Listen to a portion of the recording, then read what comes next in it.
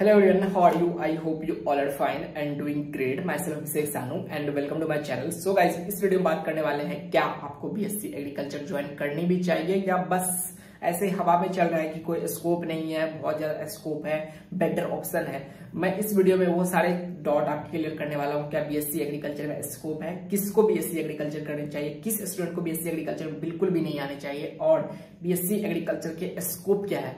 Since I am a student of second year at IRI Jharkhand, मैं एक national institute में पढ़ रहा हूँ, IRI में पढ़ रहा हूँ, जिसको माना जाता है कि one of the top institute है एट सेंट्रल लेवल और this is the hub of IRI Delhi. So मैं इस वीडियो में आपको बहुत अच्छे से कंक्लूड करूंगा कि क्या आपको सच में बीएससी एग्रीकल्चर ज्वाइन करनी भी चाहिए या बस दूसरों की बातों में आकर के आप बीएससी एग्रीकल्चर ज्वाइन कर रहे हो। और मैं सच्चाई भी बताऊंगा कि या इसमें सच में स्कोप है या बस यूट्यूब पे इतने बथेरों वीडियो पड़े हुए हैं कि बीएससी एग्रीकल्चर में कोई स्कोप ही नहीं है, आप बीएससी एग्रीकल्चर ज्वाइन मत करो, बीएससी एग्रीकल्चर करके आप बर्बाद हो जाओगे, ऐसे ऐसे वीडियो पड़े हुए हैं। तो मैं सारी सच्चाई इस वीडियो में आपको बताने वाला हूँ।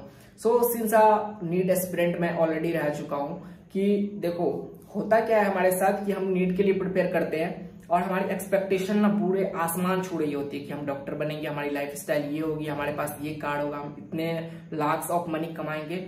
बट जब हमारा नीट नहीं निकलता या किसी वजह से हम MBBS में नहीं पहुंच पाते तो हम ज्वाइन कर लेते हैं कोई बैकअप ऑप्शन, जैसा कि हमारा एग्रीकल्चर हो गया, BSc हो गया, कोई नर्सिंग वगैरह हो गया, पैरामेडिकल हो गया, ये सब ज्वाइन कर लेते हैं।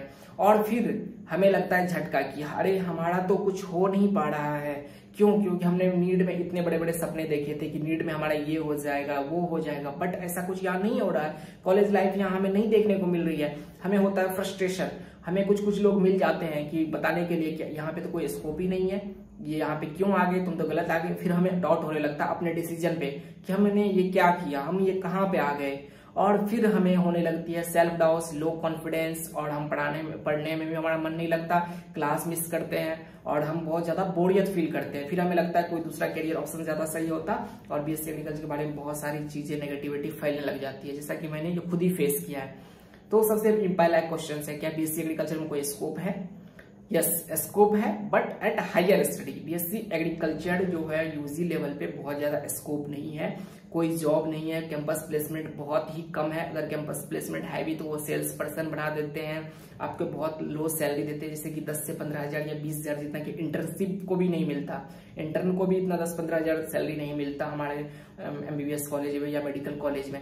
तो हमें लगता है कि 10-20 हजार में क्या ही होगा, कुछ नहीं होने वाला है, तो हमें बहुत कम फील होता है। उसके बाद आता है क्या यूजी लेवल पे कोई डिग्री कोई काम की नहीं है, क्या आपको MSc करना ही है, JRF करना ही है? सो ऐसा नहीं है। हमारे बहुत सारे एग्जाम है, जैसे कि हमारा FCI है, NABARD है, ADO है, BAO, स्टेट PSC के बहुत सारे एग्जाम है।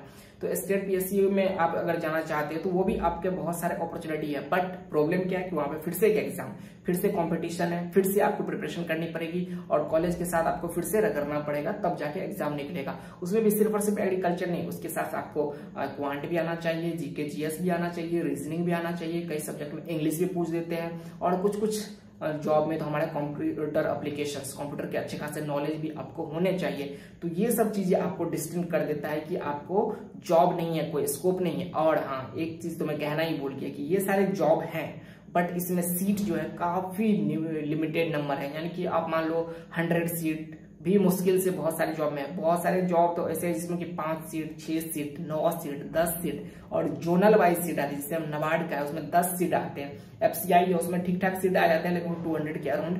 तो ऐसे ही है, मैक्सिमम 200, 250। BAO का आया था इस बार 200, 250 की सीट्स और BAO की वैकेंसी बिहार वालों के लिए काफी अच्छा होता है, जिसमें कि ऑल ओवर द इंडिया लोग बैठ सकते हैं BAO में, तो उसमें कोई दिक्कत नहीं है। बट 200 सीट्स है, 50,000 से 1 लाख स्टूडेंट अप्लीकेंट होते हैं। एग्रीकल्चर में बहुत ज्यादा अप्लीकेंट नहीं होते, 1 लाख होते हैं, बट सीट उसके कंपैरिजन में बहुत कम होती है। तो आपको फिर भी वहां पे इनसिक्योरिटी होती है कि आपके प्रिपरेशन करने के बाद भी आपकी वैकेंसी आएगी या नहीं, जॉब लगेगी या नहीं। उसके बाद दूसरी ऑप्शन आता है यहाँ पे, क्या आपको BSc एग्रीकल्चर ज्वाइन करना चाहिए?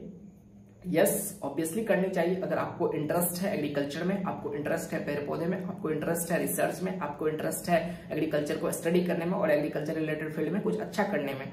अगर आपको इंटरेस्ट नहीं है और आपको इंटरेस्ट है बस पैसे कमाने में, मत आओ। आपको इंटरेस्ट है मेडिसिन पढ़ने में, मत आओ। आपको लगता है बहुत ज्यादा रिस्पेक्ट मिलेगी, मत आओ। आपको लगता है कि यहाँ पे आके बहुत फन करोगे, बहुत कॉलेज लाइफ जियोगे, मत आओ। आपको लगता है यहाँ पे बहुत ज्यादा फ्रीडम होगा, आपको लगता है बहुत ज्यादा कॉलेज चले जाएंगे, एकदम ऑफिसर बन के ही निकलेंगे, मत आओ।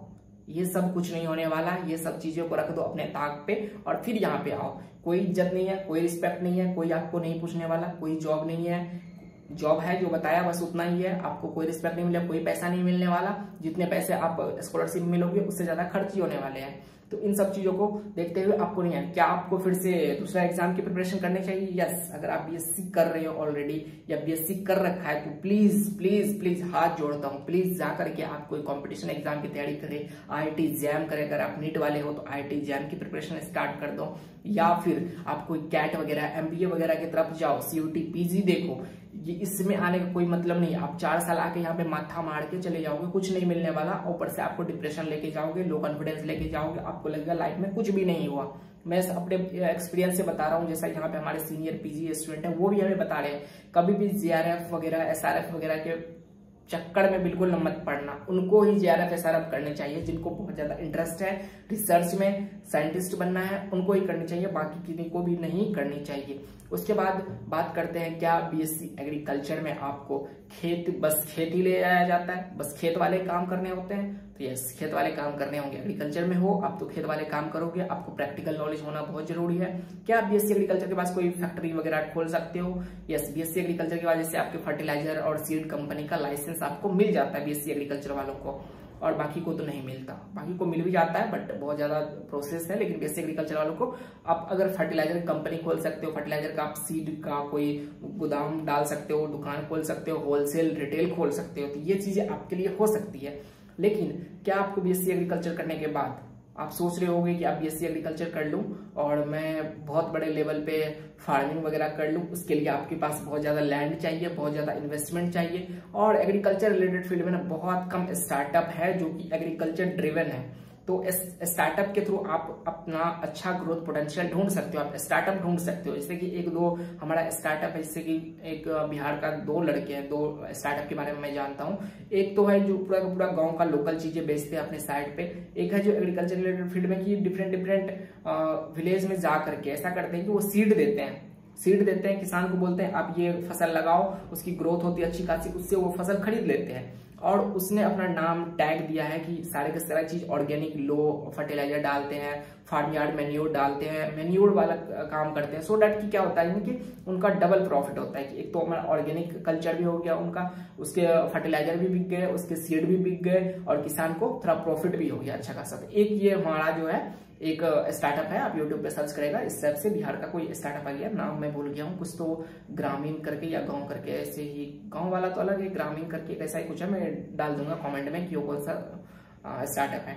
तो स्टार्टअप के फील्ड में आप जा सकते हो। लेकिन होता है कि एग्रीकल्चर रिलेटेड स्टार्टअप में बहुत सारे लोग फिर से वो MBA खोजते हैं, बिजनेस मैनेजमेंट वाले को खोजते हैं, बहुत सारे लोग सोचते हैं कि IIT वाले को ले ले, बहुत सारे लोग बायोटेक्नोलॉजी वाले को ले लेते हैं। और इंडिया में तो अभी बहुत ज्यादा क्रेज चल रहा है कि फॉरेन में जाने का। भाई मतलब आपने BSc यहाँ से किया, PG PhD के लिए आप फॉरेन के लिए आप सोच रहे हो कि फॉरेन चले जाते हैं। PhD मेनली लोग फॉरेन के लिए बहुत ज्यादा एक्साइटेड होते हैं कि फॉरेन जाके PhD करेंगे, और क्योंकि वहाँ पे बेटर रिसर्च फील्ड है, बेटर रिसर्च ऑर्गेनाइजेशन है और अच्छा स्टाइपेंड मिलता है। यहाँ पे SRF वालों को कितना स्कॉलरशिप मिलता है?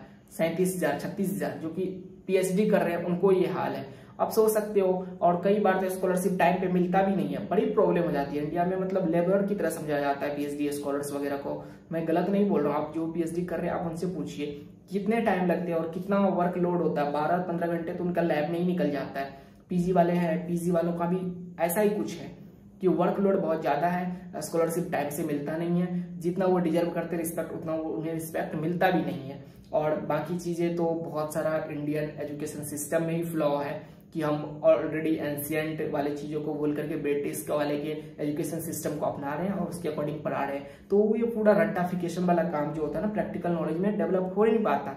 उसकी वजह से कोई भी अपना जैसे कि स्टार्टअप करना चाहे तो उसमें प्रॉब्लम आती है, कोई रिसर्च वगैरह करना चाहे तो उसमें प्रॉब्लम आती है। और अगर कोई किसी के पास खेत वगैरह हो उसमें प्रैक्टिकल नॉलेज चाहिए, खेत वगैरह करने के लिए, खेती करने के लिए उसमें प्रैक्टिकल नॉलेज चाहिए, जो कि यहाँ के एजुकेशन सिस्टम में काफी ज्यादा लैग करती है। तो ये सब चीजें प्रॉब्लम है यहाँ पे। बाकी अच्छाई भी बताई मैंने आपको, बुराई भी बताई। सो डिसीजन आपका होगा कि आपको ज्वाइन करना है या नहीं। मेरी केस मानो अगर मैं आपकी जगह होता तो मैं एग्रीकल्चर फील्ड ज्वाइन नहीं करता और मैं दूर से ही राम राम करके निकल जाता, मैं दूसरा कुछ कर लेता, दूर से ही निकल जाता। क्योंकि यहाँ पे आने के बाद 4 साल घिसाई करो अपना पूरी तरह से, एकदम पूरा घिसो, कॉलेज में पढ़ो, फिर उसके बाद किसी एग्जाम की प्रिपरेशन में लग जाओ। भाई इससे अच्छा है कि आप बीएससी नॉर्मल बीएससी कर लो। आपको पता ही है कि मरना है ही बाद में, तो ऐसे ही मर लो, अभी मर लो ना। ऑब्वियसली आप 4 साल पढ़ रहे हो, इसमें अलग मर रहे हो, फिर जॉब नहीं है, सीट नहीं है, वैकेंसी नहीं आ रही है, माथा मर गया है आपका। So see you in the next video. Okay bye.